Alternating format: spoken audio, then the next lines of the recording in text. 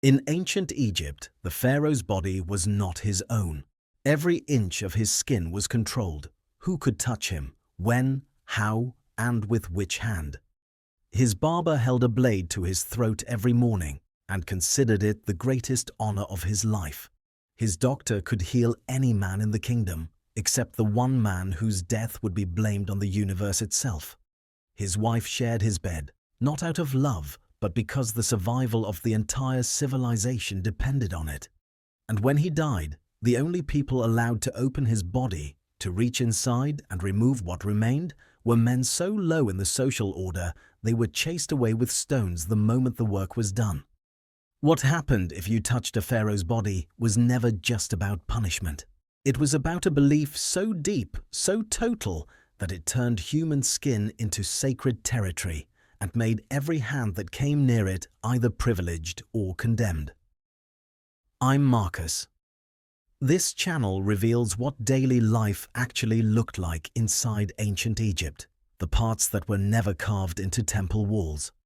Drop a comment and tell me where you're watching from tonight. And if buried history is what you come here for, subscribe. Every episode goes deeper.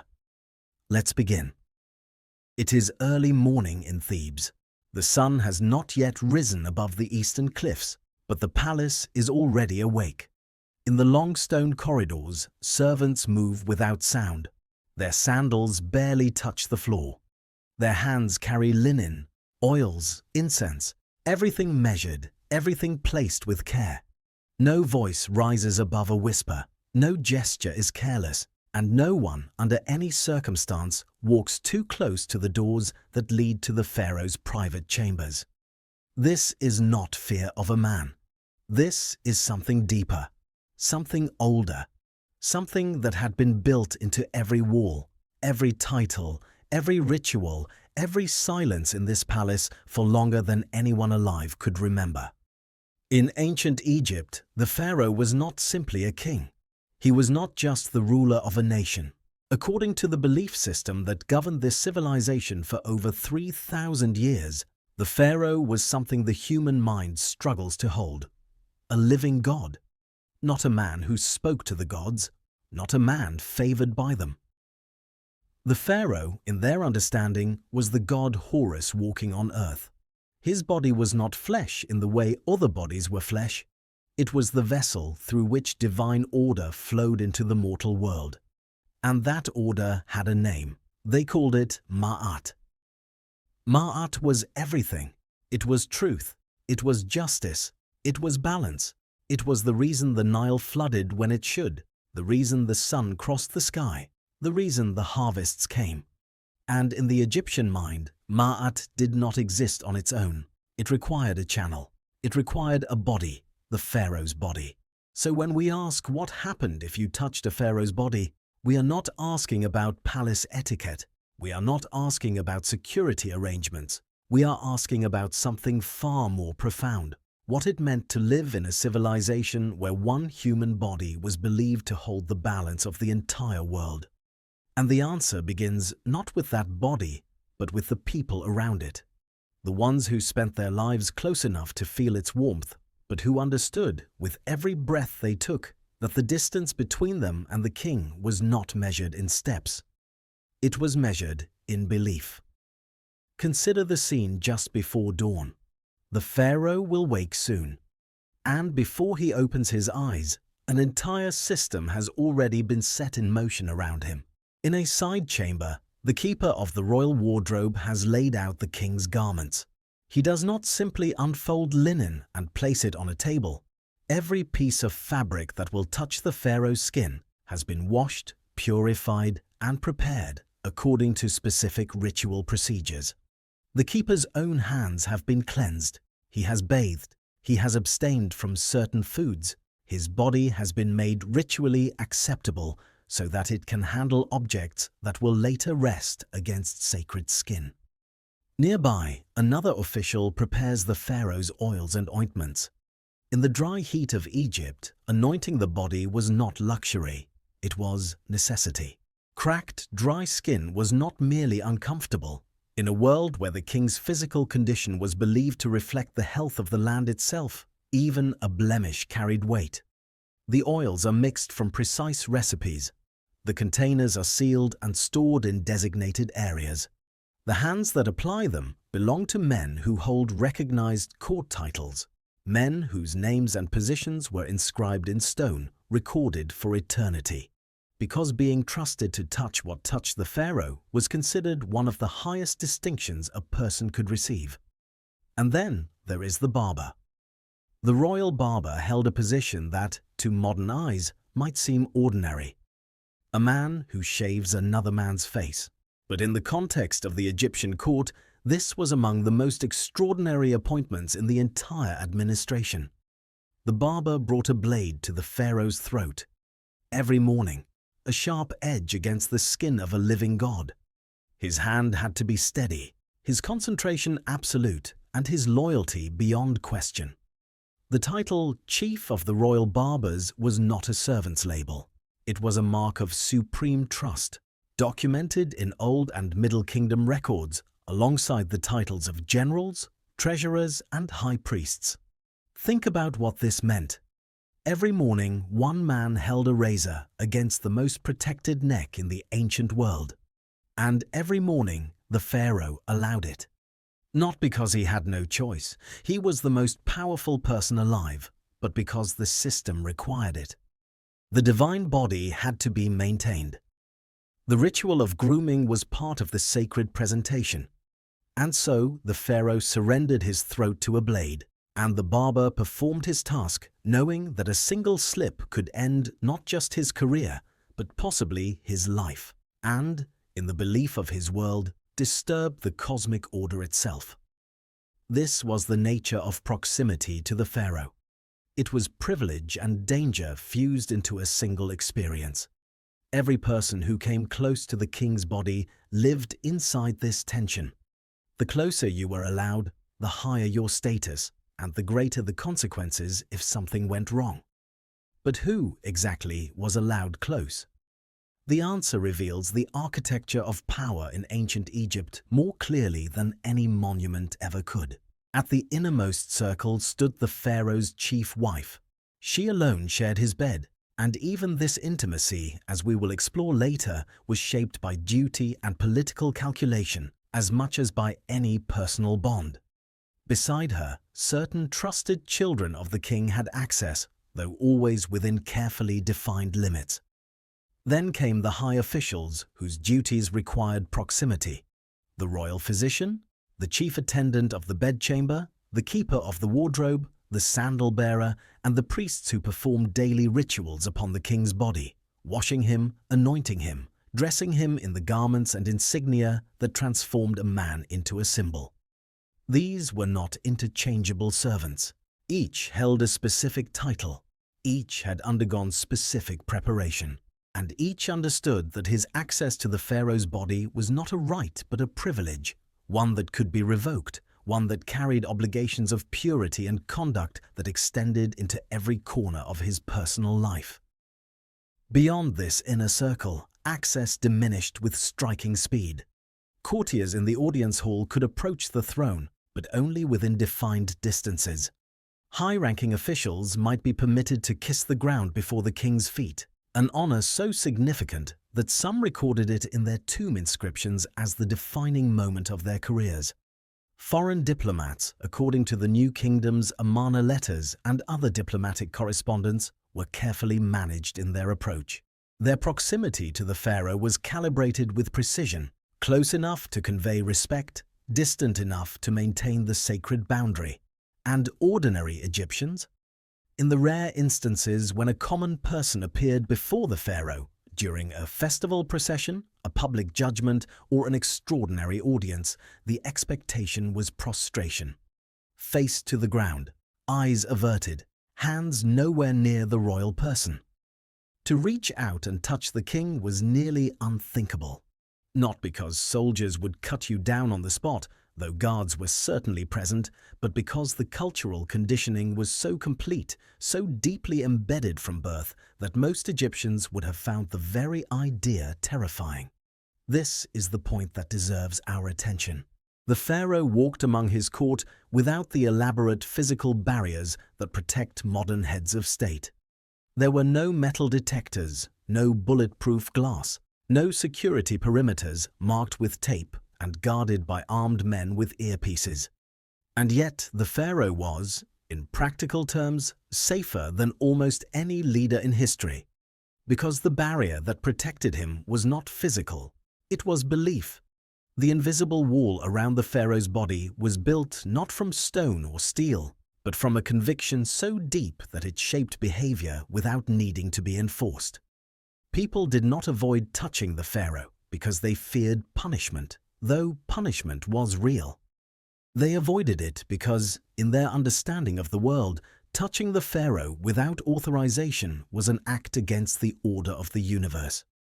It was not a crime in the modern legal sense. It was something closer to what we might call a violation of nature itself. We have a remarkable window into the emotional power of this belief. It comes from one of the most famous works of ancient Egyptian literature, the tale of Sinuhe. Sinuhe was a court official who, during the upheaval following the death of Pharaoh Amenemhat I around 1962 BCE, fled Egypt in a moment of panic. He spent years living among the peoples of the Levant, building a life far from the court he had served. Eventually, aging and homesick, he was summoned back by the new pharaoh, Senusret I. The passage that describes Sinuhe's return to the royal court is one of the most psychologically vivid texts to survive from the ancient world. When Sinuhe was brought into the pharaoh's presence, he collapsed. His body refused to cooperate. He could not speak. He could not move. He described himself as a man overtaken, not by physical force, but by the sheer weight of being in the proximity of the divine king after years of absence. This was not performance. This was not exaggeration for literary effect. Sinuhe's reaction reflects something real about the Egyptian experience, the overwhelming emotional and psychological impact of standing near the pharaoh's body. The king's physical presence was, for the people of this civilization, the closest a mortal could come to standing in the presence of divine power on earth. And Sinuhe was not an uneducated peasant. He was a court official, a man of sophistication and experience, a man who had survived years abroad and navigated foreign cultures. Yet when he returned to the pharaoh's presence, his body betrayed him. The awe was involuntary. The sacred boundary was not something he chose to respect. It was something his entire being responded to, without his permission. This is the world we are stepping into. A world where the pharaoh's body was not a body in the ordinary sense. It was a political instrument, a theological statement, a cosmic anchor, and the most carefully controlled object in one of the most ordered civilizations in human history. Every person who came near it, from the queen who shared the king's bed to the barber who held a blade to his throat, lived inside a system where physical contact was never simply physical. It was always a transaction of power, belief, and trust. The rules governing who could touch the pharaoh and how and when were not written in a single legal code. They did not need to be. They were woven into the fabric of the civilization itself, into its theology, its administration, its daily rituals, and its deepest convictions about the nature of power and order. They were rules that most people obeyed not because they had read them, but because they had never imagined disobeying them. And it is this, not the grandeur of the monuments, not the gold of the tombs, not the spectacle of the processions, that tells us what ancient Egypt truly was. It was a civilization that had learned to control behavior not through force alone, but through belief so profound that it turned skin into territory and made every hand that came near the pharaoh either an instrument of service or a potential threat to the order of the world. What happened next? To the physician who healed the divine body, to the queen who shared it, to the servants who maintained it, and to the embalmers who would one day open it, reveals the full cost of living inside this system. A cost borne not by the pharaoh alone, but by every person whose life was defined by their distance from his skin. A man kneels in a dimly lit chamber. His hands are steady, but his mind is not. Before him lies the most powerful person in the known world, stretched out on a low bed, breathing unevenly, gripping the edge of the linen beneath him. The pharaoh is in pain. Perhaps it is an abscess beneath a molar, the kind of deep, throbbing infection that no amount of willpower can silence. Perhaps it is a wound from a hunting accident, a gash across the forearm, swollen and hot to the touch. Perhaps it is something worse, something internal, something the physician cannot see. It does not matter what the ailment is. What matters is what happens next. Because this man, trained, experienced, carrying instruments and remedies passed down through generations of medical practice, must now do something that almost no one else in the kingdom is permitted to do. He must place his hands on the pharaoh's body. He must press. He must probe. He must feel for the source of the pain, and then he must decide what to do about it. And he must not fail. The royal physicians of ancient Egypt were not mystics chanting over incense. The medical papyri that have survived, particularly the Edwin Smith papyrus, dating to around 1600 BCE, but likely copied from texts several centuries older, reveal a remarkably systematic approach to medicine. These documents contain case-by-case analyses of injuries and illnesses.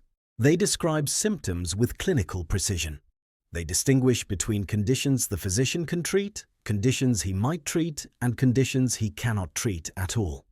They prescribe specific remedies, ointments, poultices, bandages, splints. They even describe what we would recognize today as surgical procedures. This was not guesswork.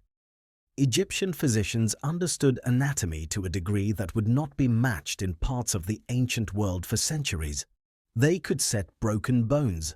They could suture wounds. They could drain abscesses. They could identify infections and prescribe treatments that, while not always effective by modern standards, followed a logical framework of observation, diagnosis, and intervention. But the physician who served the pharaoh carried a burden that no ordinary healer ever faced. His patient was not simply a man.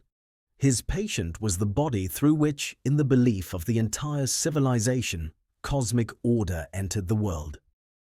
Every time this physician pressed his fingers against the pharaoh's abdomen, every time he examined a wound or mixed a remedy, he was operating on sacred territory.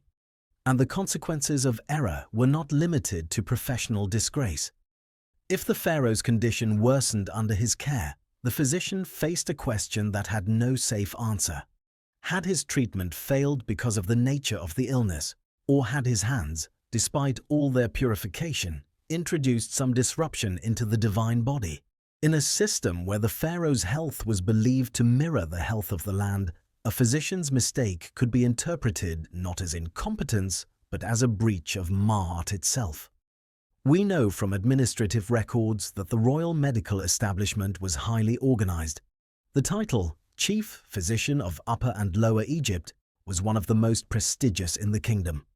Beneath it sat a hierarchy of specialists, physicians of the eyes, physicians of the stomach, physicians of internal ailments.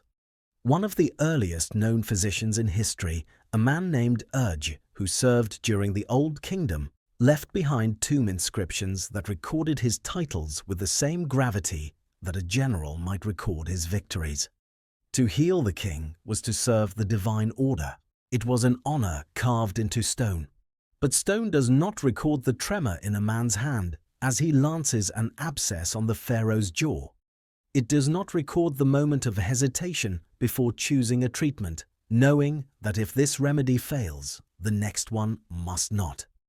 It does not record the silent calculation every royal physician had to make: when to act boldly, when to act cautiously, and when to say nothing at all. Because sometimes, in a court built on divine certainty, admitting that you did not know how to fix the problem was more dangerous than the problem itself. There was one person in the kingdom for whom the rules of contact were entirely different. One person whose touch was not merely permitted but required. One person whose physical relationship with the pharaoh was woven into the very survival of the state: the chief queen. Her position was unlike any other in the ancient world. She shared the pharaoh's bed, not as a private companion, but as a participant in what the Egyptian state considered a cosmic function. The continuation of the royal bloodline was not a family matter. It was a matter of national and theological necessity. Without an heir, the divine succession would break. Without a successor recognized as the son of a god, the entire framework of legitimacy, the framework on which every law, every tax, every harvest, every prayer depended, would fracture. And so the queen's intimacy with the pharaoh existed inside a structure of obligation so immense that it nearly erased the personal. She was the one person who knew the pharaoh's body without ritual mediation. She saw him not as the crowned figure on the throne, not as the painted image on the temple wall, but as a man, aging perhaps, scarred perhaps, tired at the end of long ceremonial days, human in ways that the ideology around him worked relentlessly to deny. What did she feel? The evidence does not tell us, and the documentary will not pretend otherwise. What we know is what was made visible, and what was made visible was always political. The Amarna reliefs of the 14th century BCE show Pharaoh Akhenaten and Queen Nefertiti in scenes of apparent domestic warmth, seated together, holding hands, bouncing their daughters on their laps. These images were revolutionary in Egyptian art. No previous royal couple had been depicted with such intimacy, and for a long time, scholars interpreted these reliefs as evidence of genuine romantic love. But the images were not private photographs. They were carved into public monuments by royal craftsmen working under royal direction. Every scene was chosen, every gesture was approved. The apparent warmth was itself a political message, designed to project dynastic stability, divine harmony, and the unique theological program that Akhenaten was imposing on his kingdom. The affection may have been real. It may not have been. What is certain is that the decision to show it was strategic. Beyond Nefertiti and the handful of queens whose images survived in stone, the vast majority of royal women left almost no personal record. The institution known as the Perchena, often translated as the royal harem, though the term is misleading by modern standards, was a complex administrative household. It included the pharaoh's secondary wives, the mothers of lesser children, foreign princesses, sent as part of diplomatic alliances, and a staff of attendants, musicians, weavers, and administrators. Administrative records from the Perchena site at Gurob in the Fayum region reveal a world of careful organization. Rations were distributed. Textile production was managed. Children were educated. The women of this household had defined roles and resources, but their access to the pharaoh himself was conditional and hierarchical. A secondary wife might share the pharaoh's bed on occasion, but her position was precarious. Her status depended on the favor of the king, the influence of the chief queen, and, above all, whether she produced a son. For these women, proximity to the pharaoh's body was the currency on which their entire future rested. A night in the king's chambers could mean the birth of a prince, and with it, protection, resources, and a legacy. Or it could mean nothing. A moment of contact followed by years of silence in a guarded household, raising children who would never sit on the throne. The queen's touch was sanctioned. The secondary wife's touch was tolerated. But for both, the experience of physical closeness to the pharaoh was shaped by the same force that shaped everything else in this civilization. The understanding that the king's body belonged not to himself and not to them, but to the state and to the gods it served. Below the queen, below the physician, below the barber and the keepers of the wardrobe, there existed a far larger group of people whose lives were organized entirely around the maintenance of the pharaoh's physical existence. These were the attendants, the men and women whose hands carried, dressed, fed, fanned, and transported the king through every hour of his day. The sandal bearer placed shoes on the pharaoh's feet. The fan-bearer stood close enough to stir the air across the king's face. Chair-bearers lifted the royal palanquin onto their shoulders, carrying the weight of a living god through the streets of the capital during processions and festivals. Food tasters sampled every dish before it reached the royal mouth, their own bodies serving as instruments of detection, absorbing any poison before it could reach the sacred system. These were not anonymous laborers. Their titles were recorded in administrative documents and carved into their own tombs. Sandal-bearer of the king was a position of genuine prestige. Fan-bearer on the right side of the king was a distinction that families passed down through generations. To be named among those who served the pharaoh's body was a career achievement so significant that men boasted of it in their funerary inscriptions, the texts they chose to carry with them into eternity. But prestige came wrapped in obligation. The attendant who dressed the pharaoh each morning was not simply performing a domestic task. He was participating in a ritual act. His body, its cleanliness, its purity, its fitness to approach the sacred, was not his private concern. It was a professional requirement enforced by the same religious framework that governed temple service. Priestly manuals and temple inscriptions described the purification protocols in detail. Those who served in sacred spaces and the pharaoh's personal chambers were among the most sacred spaces in the kingdom, were required to bathe regularly in clean water, to shave their body hair, to abstain from certain foods considered ritually impure, and in some periods to observe sexual abstinence for specified intervals before performing their duties. These were not suggestions, they were conditions of service. A man whose body was not ritually clean could not handle objects that would touch the king, could not enter the rooms where the king slept, could not stand within the sacred perimeter that surrounded the divine person. Think about what this meant in lived experience. Your morning routine was not your own. Your diet was not your own. Your intimate life was not your own.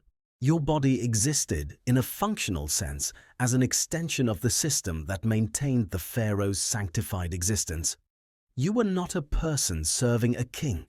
You were a component, purified, regulated, and maintained, in a machine designed to protect the most controlled body on earth. The tomb of Rekhmir, vizier under Thutmose III and Amenhotep II during the 15th century BCE, contains detailed painted scenes of court life and administration. Servants are shown in precise, orderly arrangements, each figure in its designated place, each task performed within its defined boundaries. There is no chaos, there is no improvisation. The images convey a world in which every physical action near the pharaoh was prescribed, rehearsed, and executed with the precision of a ceremony. And perhaps that is exactly what it was. Not service in the modern sense, not employment, but ceremony, daily, repetitive, inescapable ceremony, in which the attendant's body was offered up as a tool for the maintenance of order, and in which the reward was not comfort or freedom, but the knowledge that you had been allowed to exist inside the innermost circle of the most ordered civilization the ancient world had ever produced. The physician healed under the shadow of divine consequence. The queen gave her body to a function larger than herself.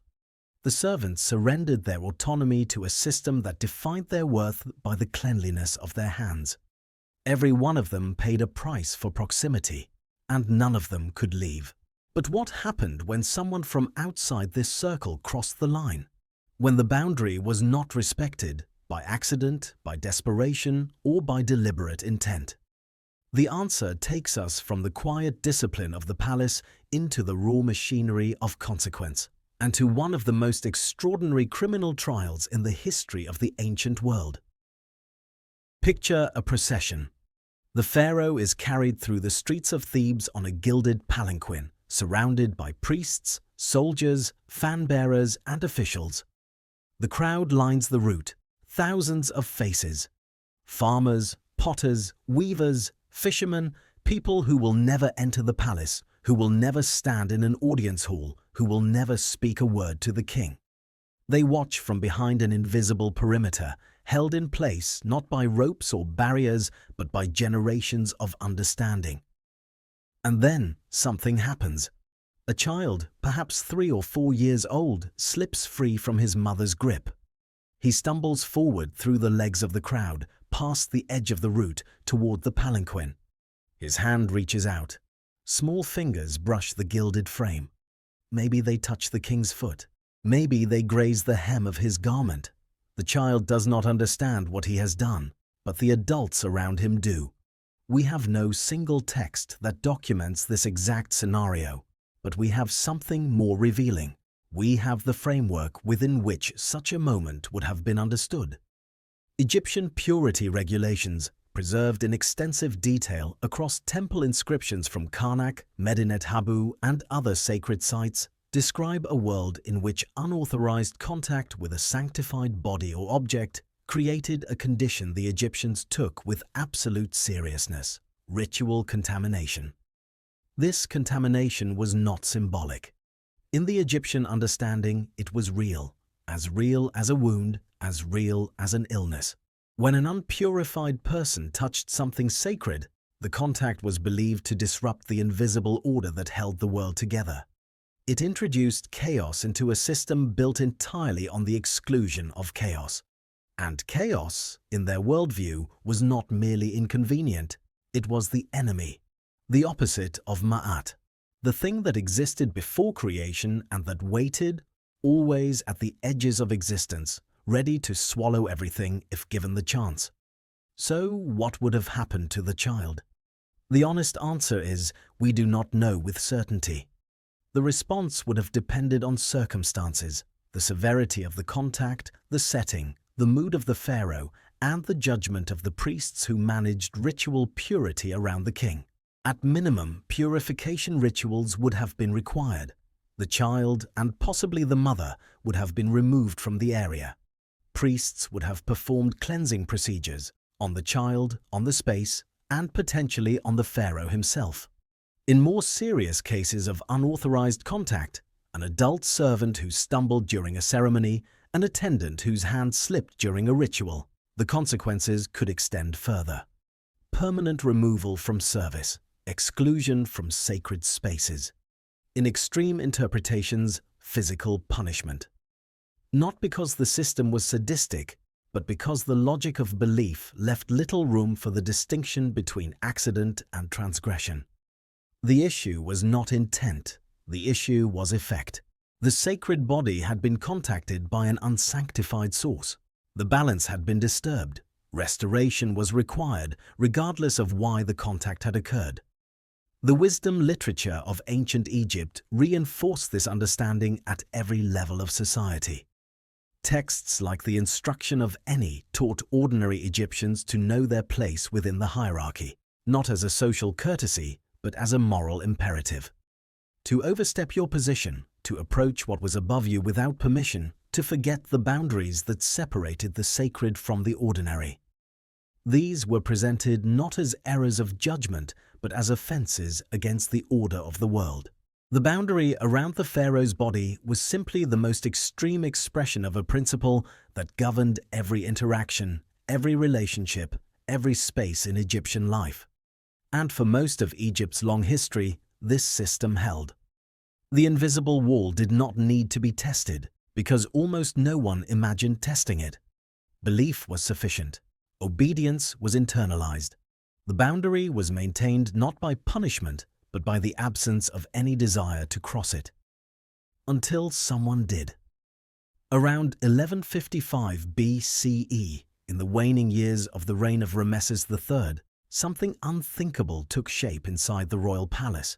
Not in the audience hall, not in the temple. In the Perkana, the royal household of women, where a secondary queen named Tiye began to do what the entire Egyptian system was designed to prevent. She planned to kill the pharaoh. Tiye's motive was dynastic. She had a son named Pentaweret, and she wanted him on the throne. But the succession had already been determined. Ramesses III had designated a different heir, the future Ramesses IV. Tiye's son would inherit nothing. He would live out his years as a minor prince, comfortable perhaps, but powerless. And Tyre, it seems, could not accept this. What makes the conspiracy extraordinary is not the ambition behind it. Palace coups had occurred before in Egypt's history, and they would occur again. What makes it extraordinary is the scale. Tyre did not act alone. She assembled a network that reached far beyond the walls of the Perkena. Court officials joined her, military officers were recruited, members of the palace household staff, men who held positions of trust, men who had access to the pharaoh's daily routine, agreed to participate. Even practitioners of ritual magic were reportedly enlisted, tasked with creating wax figurines believed to weaken the palace guards through supernatural means. The conspiracy was, in every sense, a coordinated assault on the most protected body in the ancient world. These were not outsiders, they were insiders. People who had been granted proximity. People who had passed through the layers of purification, loyalty, and trust that surrounded the king. People who had been allowed close and who used that closeness as a weapon. The details of the attack itself remain partially obscured by time.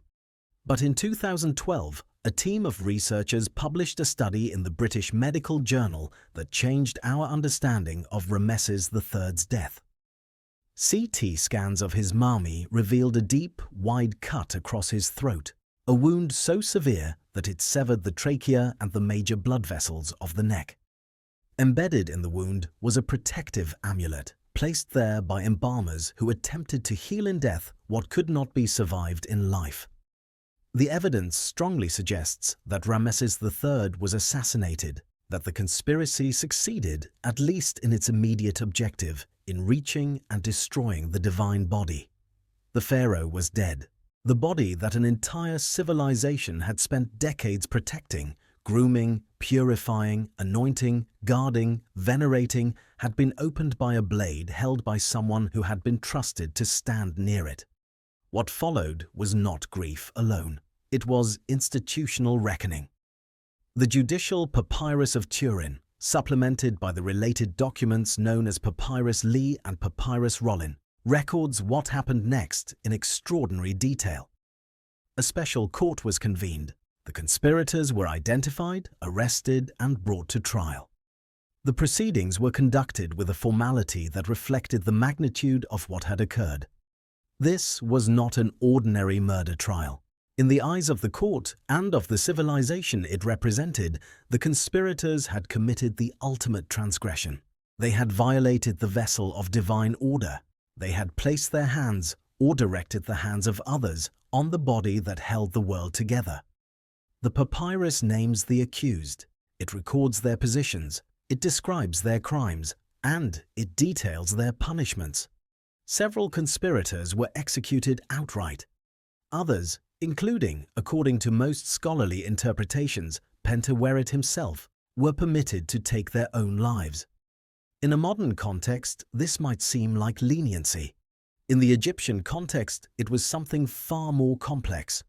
A person who died by his own hand, outside the framework of proper funerary preparation, faced a devastating spiritual consequence. According to Egyptian belief, the afterlife was not guaranteed. It had to be earned through a righteous life, through proper burial, through the preservation of the body and the performance of the correct rituals. To die without these preparations was, in their understanding, to risk annihilation. Not merely death, but the permanent destruction of the self, a fate worse than any physical punishment the court could impose. The mummy, sometimes identified as Pentaweret, known as Unknown Man E, discovered in the Deir el-Bahri royal cache, offers a haunting physical record. The body was wrapped in sheepskin, a material considered ritually impure in the Egyptian funerary tradition. The face was contorted, the mouth open, the features twisted. Whether this appearance reflects the circumstances of death, the manner of burial, or the natural processes of decomposition remains debated among scholars. But the choice of wrapping material was almost certainly deliberate. If this identification is correct, Pentaweret was denied the clean linen, the sacred oils, the careful preservation that every Egyptian, from pharaoh to laborer, hoped to receive in death. His punishment extended beyond the grave. His body was made impure for eternity, and the severity did not stop with the condemned.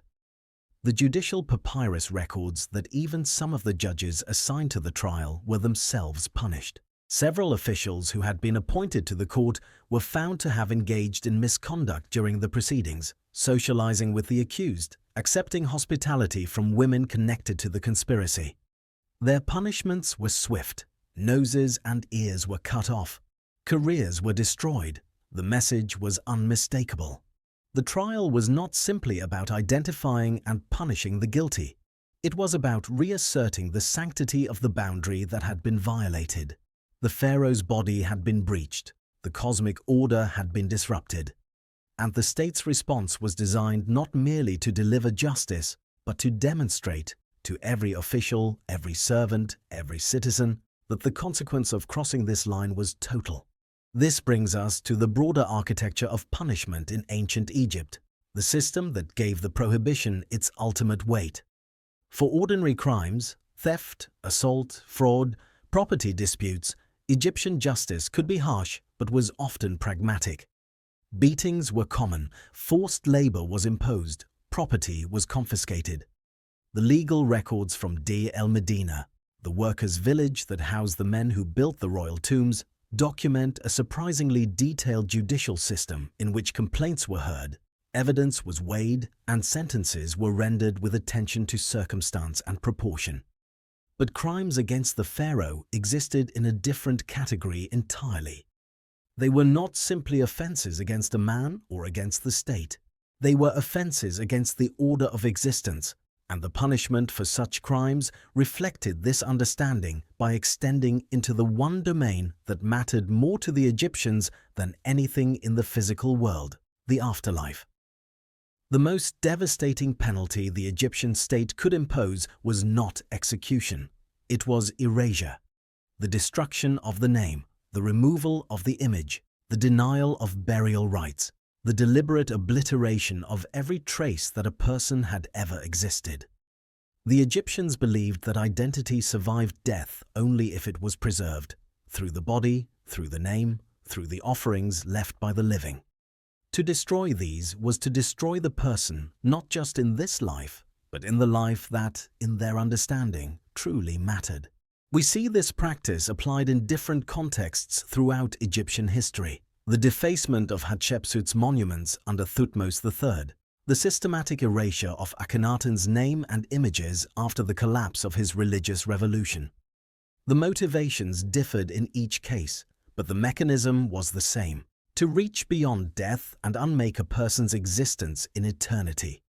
For those who violated the pharaoh's body, this was the ultimate consequence, not a quick death, not even a painful one, but the knowledge, carried in the moments before death, absorbed into the marrow of a civilization that believed the afterlife was real, that you would be denied entry into the eternal world, that your name would be forgotten, that your body would rot without preservation, that everything you had lived for, everything you had hoped for beyond the grave had been taken from you because you had dared to cross the one boundary that could never be crossed. The prohibition was enforced by something far more powerful than soldiers or prison walls. It was enforced by the deepest fear a human being in this civilization could feel, the fear of being erased from forever. And yet, as we will now see, even this fear had its limits. Because the pharaoh's body did not stop being contested territory after death. In many ways, the most extraordinary chapter of this story was still to come. Not in the palace, not in the courtroom, but in the silence of the tomb, where the sacred body entered its final phase and where the rules that had protected it in life would be tested in ways that no one who built them ever imagined. The pharaoh is dead. The breath has stopped. The chest no longer rises. And in the rooms surrounding the body, something shifts, not suddenly, not with a crash, but with the slow, heavy certainty of a world adjusting to what it already knew would happen but was never prepared to face. Messengers leave the palace before the news is spoken aloud in public. They carry sealed instructions to the temples. The high priests of Amun at Karnak are informed. The vizier is notified. The heir, if there is one, if succession is clear, is brought into a secured chamber where he will remain under protection until the transition of power is complete. Across the kingdom, the machinery of mourning begins to move. But mourning in Egypt was never only grief. It was logistics. It was theology. It was a race against time. Because the body that had been untouchable in life now faced a new and urgent problem. It was decaying. In the Egyptian climate, the searing heat of the Nile Valley, the relentless sun, the dry wind that cracked wood and bleached bone, a human body begins to deteriorate within hours of death. Bloating, discoloration, the unmistakable scent of decomposition. For an ordinary Egyptian, this was a private sorrow, managed by the family. For the pharaoh, it was a crisis of cosmic proportion. According to the belief system that had governed every moment of this man's life, his body had to survive death, not symbolically, physically. The flesh had to be preserved, the form maintained, the features kept recognizable, because in the Egyptian understanding of the afterlife, the spirit required a body to return to. Without a preserved body, the ka, the vital essence they believed survived death, would have nowhere to reside, and without a dwelling place, it would wander, lost, unable to receive the offerings that sustained it for eternity. The stakes could not have been higher. The pharaoh's passage into the afterlife was not a private spiritual matter. It was, in their worldview, essential to the continued functioning of the world. The dead pharaoh would become Osiris, the ruler of the afterlife, the guarantor of resurrection for all who followed him. If his body failed, if it rotted, if the preservation was botched, the consequences were believed to ripple outward through the entire cosmic structure. And so, the body that almost no living person had been allowed to touch was now handed over to the one group of men whose entire profession was built on touching the dead. The embalmers worked on the west bank of the Nile, in structures set apart from the cities of the living. This separation was not accidental. In the Egyptian geographical imagination, the west was the realm of the setting sun, the direction of death, the threshold between this world and the next. The embalmers occupied that threshold physically, professionally, and socially. They lived at the edge, they worked at the edge. And they were regarded by the rest of society with a mixture of reverence and unease that never fully resolved into either respect or contempt. These men knew things that no one else knew. They understood the interior of the human body with an intimacy that surpassed even the royal physicians. They had seen what lay beneath the skin of farmers, merchants, priests, nobles, and kings. They had held organs in their hands, the liver, the lungs, the stomach, the intestines, and placed them in canopic jars with prayers spoken over each one. They had packed empty body cavities with linen and natron. They had molded features back into shape after weeks of chemical treatment. They had turned the dead into something the living could bear to look upon. The process took approximately 70 days. This duration was not arbitrary. It was attested in multiple Egyptian sources and appears to have been connected to the astronomical cycle of the star Sirius, whose disappearance and reappearance on the horizon the Egyptians associated with death and rebirth. 70 days of continuous intimate labor. 70 days during which the embalmer's hands were in constant contact with the body that had once been the most forbidden surface in the kingdom. The Greek historian Herodotus, writing in the 5th century BCE, left the most detailed outside account of the embalming process. He described 3 levels of mummification, corresponding to what a family could afford. The most expensive, the kind reserved for royalty, involved the removal of the brain through the nasal passages using a hooked instrument, the extraction of the internal organs through an incision in the left side of the abdomen, the washing of the body cavity with palm wine and crushed aromatics, and the packing of the entire body in natron, a naturally occurring salt, for the full 70-day period. After this, the body was washed again, wrapped in hundreds of yards of linen bandages and anointed with resins that hardened into a protective shell. But Herodotus recorded one detail that has fascinated scholars for centuries. He wrote that the man who made the initial incision, the cut that opened the abdomen, was afterward chased away by the other embalmers, who threw stones at him as he fled. Whether this account is entirely accurate or coloured by Herodotus's own cultural perspective remains debated. But the underlying logic is consistent with everything we know about Egyptian attitudes toward the body. The act of cutting open a human being, even a human being who needed to be cut open for preservation, was considered ritually polluting. The incision was necessary, but the man who performed it bore the contamination of having violated the body's integrity. He was both essential and tainted, needed and rejected, welcomed for his skill and expelled for what his skill required him to do. This was not hypocrisy. It was the system functioning exactly as it was designed to function. The embalmers existed in a space that Egyptian society needed but could not fully embrace. They performed the most sacred task imaginable, preparing the divine body for its eternal journey. And yet the nature of that task placed them permanently outside the boundaries of ordinary purity. They handled death as a daily occupation. They smelled of natron, resin, and decay. They carried the invisible residue of 1,000 bodies on their hands. Recent archaeological discoveries at Saqqara have begun to reveal the material reality of their work. Excavations of embalming workshops have uncovered hundreds of ceramic vessels, each labeled with its contents: oils, resins, animal fats, beeswax, bitumen, along with the tools of the trade: linen strips, wooden instruments, copper blades. The sheer volume of materials involved in a single mummification was staggering. For a royal burial, the resources would have been multiplied many times over, with the finest oils imported from Lebanon and the purest linen woven by specialized craftsmen. These were not crude operations performed in back alleys. They were sophisticated, well-supplied workshops staffed by men who understood chemistry, anatomy, and the precise sequence of procedures required to halt decomposition and preserve a body for what they believed would be forever. The embalmers were, in every practical sense, the most skilled body workers in the ancient world. And they were paid for it, not with the glory of court titles or the promise of eternal honor, but with the quiet compensation of men who did necessary work that polite society preferred not to think about. When the 70 days were complete, the mummy was ready.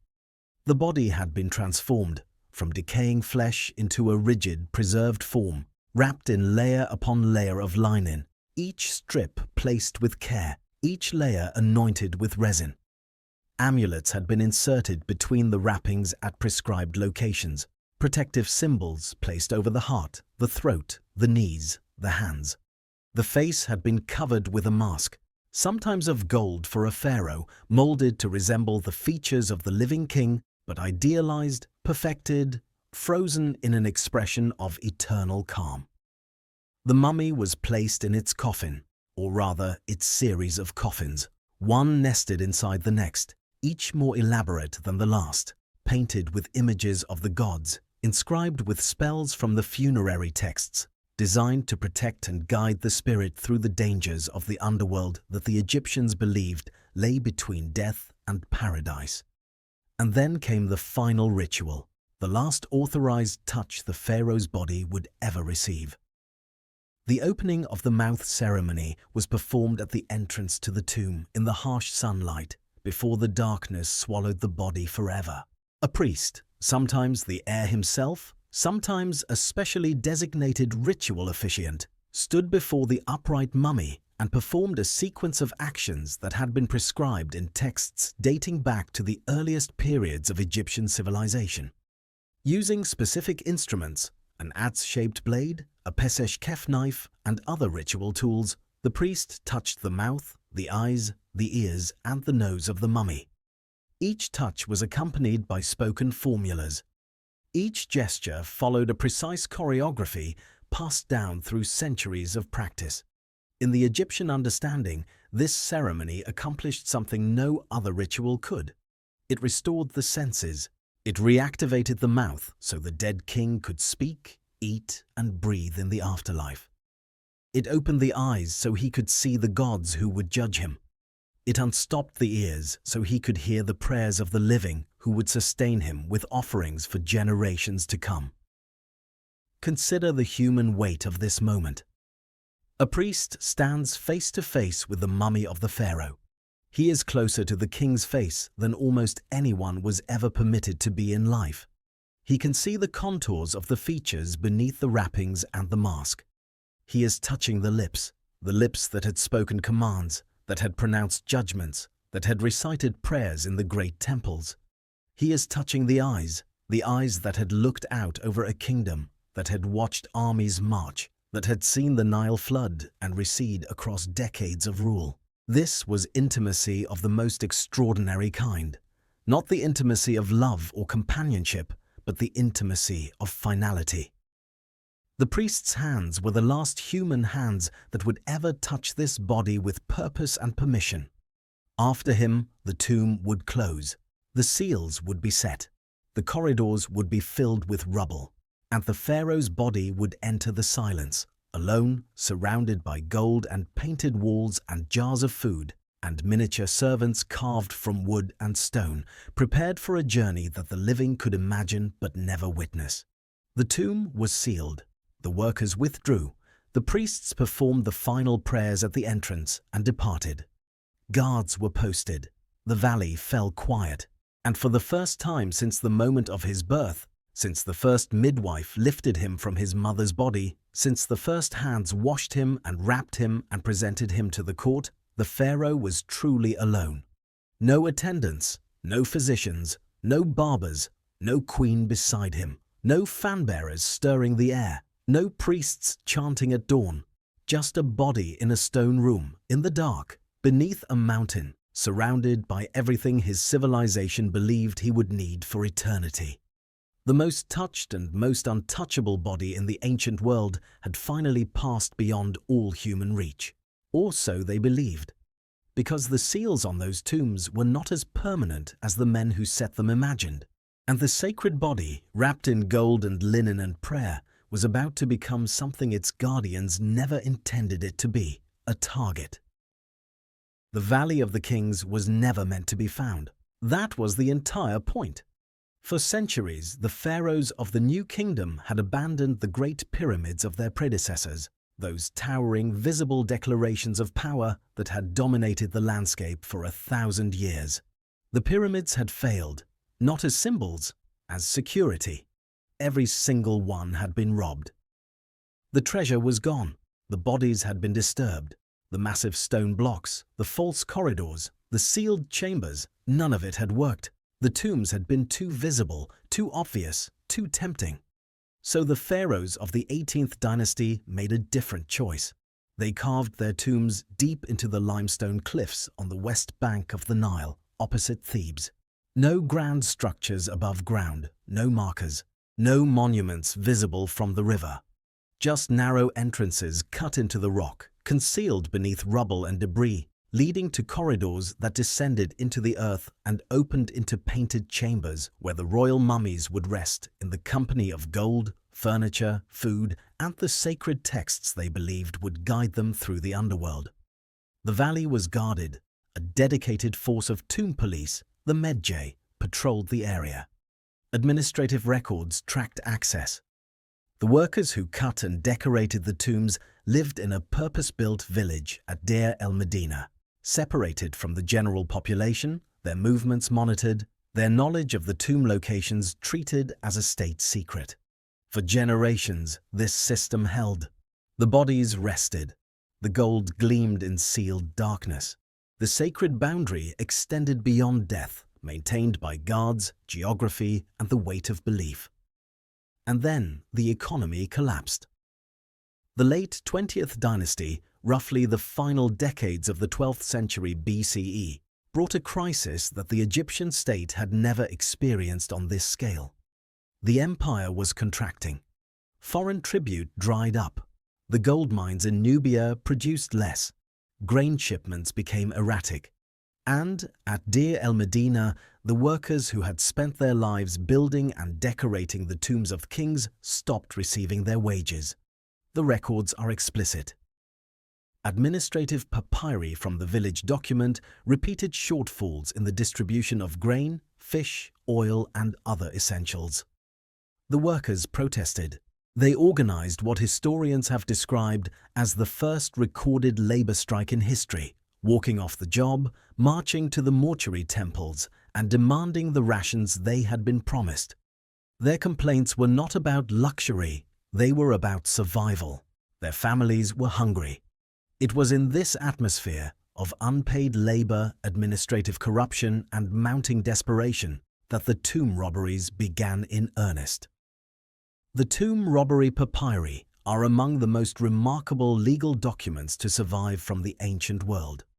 Papyrus Abbott, Papyrus Amherst, and their companion texts record the investigations and trials that followed the discovery of widespread looting in the Theban necropolis during the reign of Ramesses IX, roughly a century after the death of Ramesses III. The documents name the accused. They record testimony. They describe, in the words of the robbers themselves, exactly what they did inside the tombs. The candor is staggering. One group of men, stonemasons, artisans, and laborers, described how they tunneled through the rock walls of sealed tombs using copper tools. They broke through the outer chambers. They pried open sarcophagus lids. They unwrapped mummies, pulling apart the layers of linen that priests had placed with such care, tearing through the resin-hardened strips to reach the gold amulets embedded beneath. They stripped rings from fingers. They pulled necklaces from throats. They removed the gold masks from faces that had been carefully molded to preserve a king's likeness for eternity. In some cases, they set fire to the wrappings to melt the resin and extract the valuables more quickly. These were not foreign invaders. They were not enemies of Egypt. They were Egyptians. Many of them had worked on the very tombs they were now violating. They had carved the walls. They had painted the gods. They had inscribed the sacred texts. They had grown up inside the same belief system that declared these bodies untouchable and these spaces eternal. And yet they tore the gold from the pharaoh's chest and divided it among themselves by weight. The documentary does not present this as moral failure. It does not judge these men from the comfort of a world where no one is asked to choose between feeding a child and respecting a dead king. What the evidence reveals is something more structural, more honest, and ultimately more human. The belief system had not disappeared. These men almost certainly still understood what their civilization taught about the sanctity of the royal body and the consequences of violating it. They knew the doctrine. They knew the warnings. They knew what they believed would happen to them in the afterlife if they committed such acts. They did it anyway, because their children were hungry, because the state that had demanded their obedience had failed to fulfill its end of the bargain, because the gold on a 300-year-old mummy could feed a family through the winter, and the cosmic order that gold was supposed to protect felt less urgent than the sound of a child crying for bread. The prohibition did not die because people stopped believing. It died because survival became more immediate than eternity. The priests of the 21st dynasty inherited the wreckage. By the time the full scale of the looting became apparent, generations of tomb after tomb, breached, ransacked, and left open to the dry valley air, the political landscape had changed completely. The new kingdom had ended. Egypt was divided. The pharaohs of the 21st dynasty ruled from Tanis in the delta, while the high priests of Amun controlled Thebes and the south. The great age of empire was over. The resources to build new tombs on the scale of Ramesses II or Thutmose III no longer existed. But the priests at Thebes still held the responsibility for the dead. And what they found as they surveyed the valley was devastating. Tomb after tomb had been entered. Sarcophagi had been opened. Mummies had been unwrapped, stripped, and left exposed. The gold was gone. The treasures were gone. The sacred boundary had been shattered so completely that the bodies of Egypt's greatest kings lay scattered and damaged across a landscape of broken seals and empty chambers. What the priests did next was not restoration. It was rescue. Over a period of years, documented in hieratic dockets written on the rewrapped mummies themselves, teams of priests entered the violated tombs, collected the royal bodies, and carried them to two concealed locations. The first was a deep shaft tomb carved into the cliffs near the temple of Hatshepsut at Deir el-Bahri, a narrow, undecorated chamber known today as Kashdi B320. The second was a sealed side room in the tomb of Amenhotep II in the Valley of the Kings, tomb Kilgif 35. Into these hidden spaces, the priests gathered the mummies of pharaohs whose names had once shaken the earth: Ramesses II, Seti I, Thutmose III, Ahmose I, Sequenenre Tau, whose skull still bore the wounds of the battle in which he died, Queen Ahmose Nefertari, Queen Meritamun, dozens of others, kings and queens spanning 5 centuries of Egyptian history, gathered together in cramped, unadorned rooms, stripped of their gold, wrapped in plain linen, their identities recorded in ink on their chests, because the elaborate cartouches and gilded cases that had once proclaimed their names had been stolen long ago. Consider the hands that performed this work. These priests were touching the bodies of rulers who had been dead for 300, 400, 500 years. They were handling the remains of kings who, in their own lifetimes, could not be approached without ritual preparation and purification. The embalmers who had originally prepared these bodies had worked under the strictest sacred protocols. Now, centuries later, priests with ink-stained fingers lifted the damaged mummies from broken coffins, rewrapped them in whatever linen was available, and carried them through the night to hidden chambers where they would lie in anonymous darkness. There was no gold to restore. There were no treasures to replace. The priests could not undo what had been done. They could only gather the broken gods and give them, one last time, the quiet that their civilization had always promised them. The cache at Deir el-Bahri remained hidden for nearly 3,000 years. Local families in the Theban area discovered it in the 1870s and quietly sold artifacts from it on the antiquities market for nearly a decade before the authorities became aware.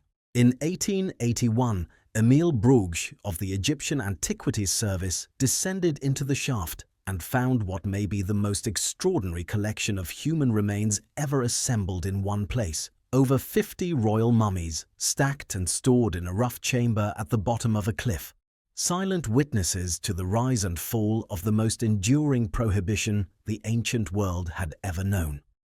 This is where the story ends.